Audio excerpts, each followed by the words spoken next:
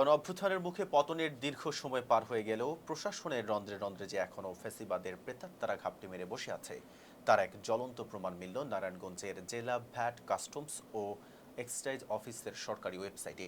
বিপ্লব পরবর্তী বাংলাদেশে যখন রাষ্ট্র সংস্কারের কাজ চলছে, ঠিক তখনই নারায়ণগঞ্জ জেলা ভ্যাট কাস্টমস ও এক্সাইজ অফিসের সরকারি ওয়েবসাইটে বুক ফুলিয়ে প্রদর্শিত হচ্ছিল পতিত স্বৈরাচার শেখ হাসিনার ছবি।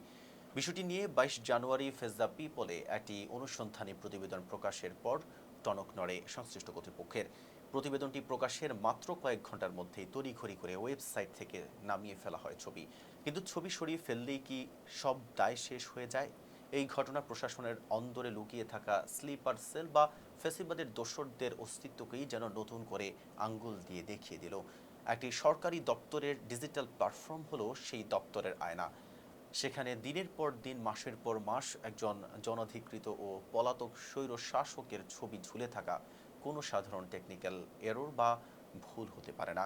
বরং সচেতন মহল মনে করছে এটি নিছক অবহেলা নয়, এটি প্রশাসনের ভেতরে লুকিয়ে থাকা ষড়যন্ত্রকারীদের একটি সুপরিকল্পিত বার্তা।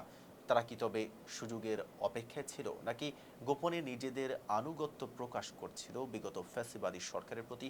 ফেস দ্য পিপলের প্রতিবেদনের পর চোরের মতো গোপনে ছবি সরানোর ঘটনা প্রমাণ করে যে তারা তাদের অপরাধ সম্পর্কে সচেতন ছিল, কিন্তু জনরোষের ভয়ে এতদিন মুখ খোলেনি। নারায়ণগঞ্জের মতো একটি গুরুত্বপূর্ণ অর্থনৈতিক জোনে এমন ঘটনা প্রশাসনিক চেইন অব কমান্ডের ধসে পড়ার ইঙ্গিত দেয়। সরকারি ওয়েবসাইটে কি কন্টেন্ট থাকবে বা না থাকবে তা তদারকির জন্য নির্দিষ্ট কর্মকর্তা ও আইটি সেল থাকে। এতগুলো চোখ এড়িয়ে কিভাবে এতদিন হাসিনার ছবি সেখানে শোভা পেল, এই প্রশ্নের সদুত্তর মেলেনি। ছবি সরানোর ঘটনাকে ধামাচাপা দেওয়ার চেষ্টা চললেও জনমনে ক্ষোভের আগুন জ্বলছে।